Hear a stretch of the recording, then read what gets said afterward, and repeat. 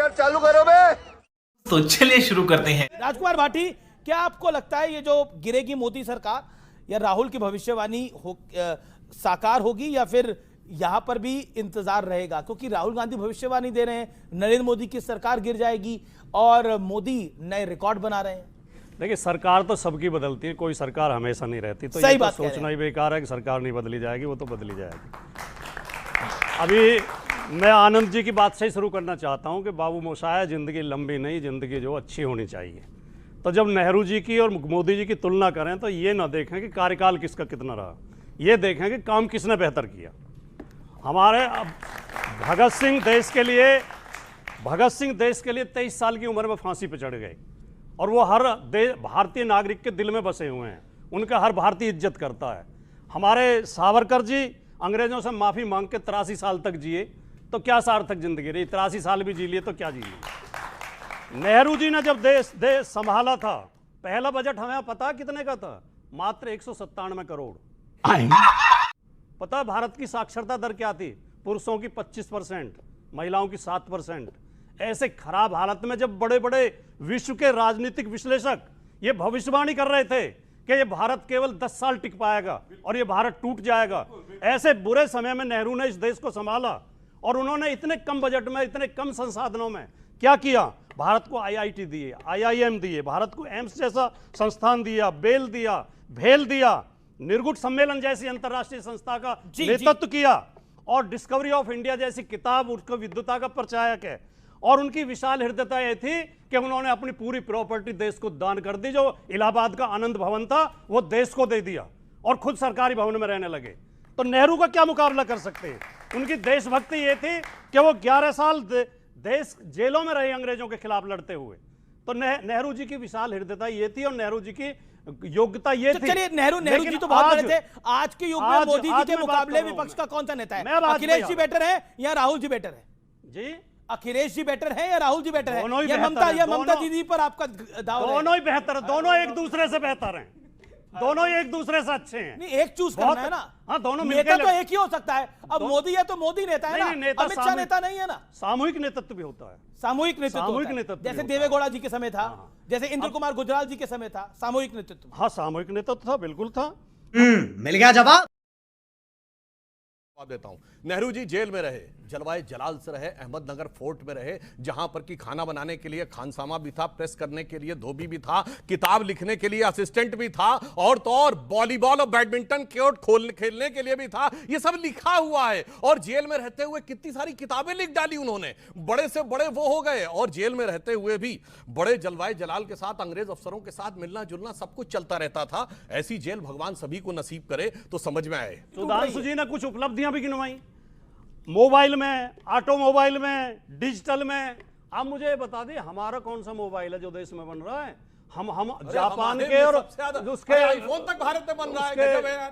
Korea के mobile बना रहे हैं, जापान के, कोरिया के मोबाइल असेंबल कर रहे हैं हम, अमेरिका के, चाइना के मोबाइल असेंबल कर रहे हैं। हमारा कौन सा डिजिटल प्लेटफॉर्म है? क्या व्हाट्सएप हमने बनाया है? क्या फेसबुक हमने बनाई है? क्या हमने बनाया डिजिटल प्लेटफॉर्म? तो हम केवल कुछ भी बोलते हैं, हम ये कह सकते हैं यूपीआई वीजा को छोड़कर ऐसे बीच में दुनिया का सबसे बड़ा, आप तो ऐसे बीच में बोलते नहीं। आपको 3 मिनट हो गए, आप तो बीच में। अच्छा, मैं झूठ बोल रहा हूँ? फेसबुक हमारी है, इंडिया की है, एक्स इंडिया का है, व्हाट्सएप इंडिया का है। बताओ यहूदियों का है। नहीं, किसी का भी हो, हमारा तो नहीं है। यहूदियों का क्यों नहीं है? मैं बताऊं क्यों नहीं है? हमको नहीं पता। यानी आप अपनी सरकार में जो सरकार अजय उपाध्याय जी उसमें सवाल खड़ा कर रहे हैं कि आपने क्या करा? यूट्यूब कब से है? और एक इंटरेस्टिंग बात, राजकुमार भाटी ने बातों बातों में बोला, जिस सरकार को ये समर्थन दे रहे थे आपने उसी सरकार पे सवाल खड़ा कर दिया। आपने उपलब्धियों के मतलब पे सवाल खड़ा कर रहा हूं। यूपीआई की उपलब्धियों को अपनी मत गिनवाई है। ठीक है, काली टोपी आरएसएस वाले पहनते हैं, क्या ये इंडियन टोपी है? ये जो परिणाम करते हैं क्या इंडियन परिणाम है? ये इटली का परिणाम नहीं है? ये इटली का क्यों दुनिया को बेवकूफ बना? अरे भैया, इटली वाले तो इधर खड़े हैं। ये परिणाम इटली का परिणाम, भारतीय परिणाम तो ये है, भारतीय परिणाम तो ये है अच्छा सुनिए और भाई समझ में आया, साहब इटली ए, जरा बताओ, ये वाला बताओ, प्रणाम बताओ, क्या है? बताओ। मेलोडी ले। ये वाला प्रणाम नहीं, क्या नहीं, है? ये वाला भी हमारे ये वाला- पड़ोसी ये है। वाला तो वो भी हमारा है। पड़ोसी है। नहीं, नहीं, ये वाला तो हमारा है। वो भी पड़ोसी अलग है। नहीं ए, वो ईरान इराक भी हमारे पड़ोसी हैं। स्क्रीन पे मोदी प्रधानमंत्री मोदी के अलावा 4 प्रधानमंत्रियों का पिक्चर दिख रहा है जिन्होंने कुल मिला के 293 प्रेस कॉन्फ्रेंस की है। हमारे देश के प्रधानमंत्री प्रेस कॉन्फ्रेंस क्यों नहीं करते हैं? क्या हमारे सबसे बड़ी लोकतंत्र देश को ये शोभा देता है कि हमारे देश के प्रधानमंत्री सवाल नहीं लेते हैं? जवाब सुधांशु त्रिवेदी। सोनिया गांधी ने कितनी प्रेस कॉन्फ्रेंस की थी? 4 से 14 वो के बीच में? प्रधानमंत्री नहीं रही। ए भाई सुनो असली नेता कौन था? No, no, no, supreme no, leader- no. अब सुनो असली तो अब भी एक- मोहन एक- भागवत एक- है। जवाब सुनिए दीजिए ना, सवाल आया। ओके, सुनो। सवाल आया। अब भाई साहब अब कान खोल के सुनो, अब बताता हूं। मनमोहन सिंह प्रणब मुखर्जी जी की पुस्तक विमोचन में अपने मुंह से बोलते हैं कि जब मुझे प्रधानमंत्री बनने के लिए कहा गया तो मैं प्रणब दा के पास गया। सोनिया गांधी वहां अवेलेबल थी, उनकी उपस्थिति में मंच पे बोल रहे हैं। तो मैंने कहा प्रणब दा आप मुझसे अधिक योग्य हैं जी। प्रणब दा आप सबसे अधिक योग्य हैं, मगर मैडम ने मुझे कहा है। कोई सेंस है इस बात की? नहीं।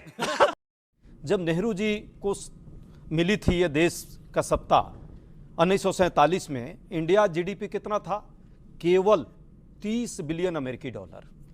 और जब 2014 में मोदी जी को हमने दिया था, छोड़ा था, तो 2 ट्रिलियन की इकोनॉमी हमने इनको दी थी।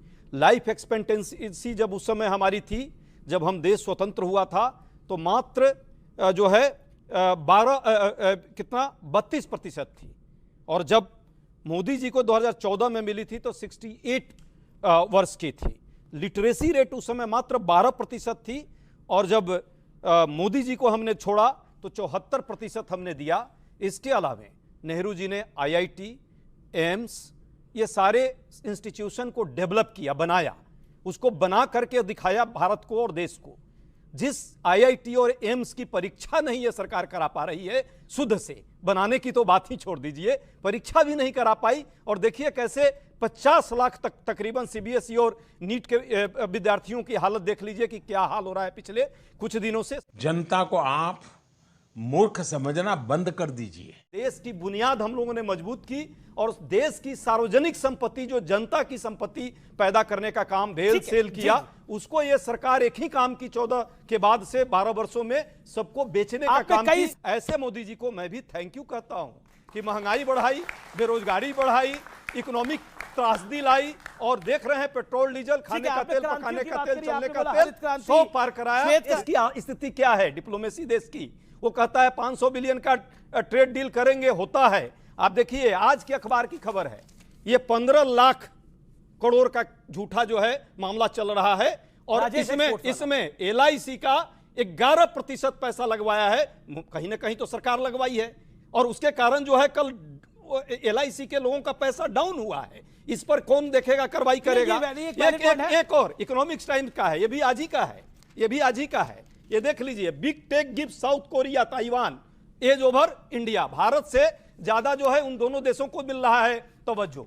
तो भारत कितना मजबूत हो रहा है यह महत्वपूर्ण है। मोदी जी तो मेलोडी खिला ही रहे हैं। तो पहले 15-20 साल में कांग्रेस के अध्यक्ष कौन थे? Alfred Roll, William Wedderburn, George Yule. और 1910 में जिस साल सावरकर को 2 जन का कारावास दिया गया, उस साल कांग्रेस का अध्यक्ष विलियम वेडनबर्न था, जो सेक्रेटरी ब्रिटिश सरकार का और लेबर का MP था। गजब की लड़ाई लड़ रहे थे, अंग्रेजों के सांसद और सेक्रेटरी के कदमों तले बैठे हुए थे और लड़ाई लड़ रहे थे। अब सर अपने टर्न पे बोलिए, आप सुनिए। उसी कांग्रेस में हेडगेवार साहब थे जो RSS का स्थापना अरे भाई सुनिए, और मैं एक और बात कहता हूं, 1931 में गांधी इरविन पैक्ट हुआ और 1931 के बाद 1947 तक 16 साल में विद द एक्सेप्शन ऑफ 42 एक आंदोलन। बताओ इस तरह से PM मोदी का बढ़ता कद है, उसके सामने विपक्ष में कौन है? क्योंकि अब तो इंडिया अलायंस भी एकजुट नहीं है। मैं तुम्हें अभी समझाता हूँ। देखिए, निश्चित रूप से मोदी जी का कद बहुत बड़ा है और उनको राजनीतिक रूप से चुनौती भी शायद संभव न हो, लेकिन हमारा ऐसा मानना है कि 12वें साल में, और निर्बाध रूप से आप बोलने दीजिए कि 12वें साल में मोदी जी की सरकार 12 तरफ से कॉकरोच से घिर गई है, 12 तरफ से तिलचट्टे लग गए हैं।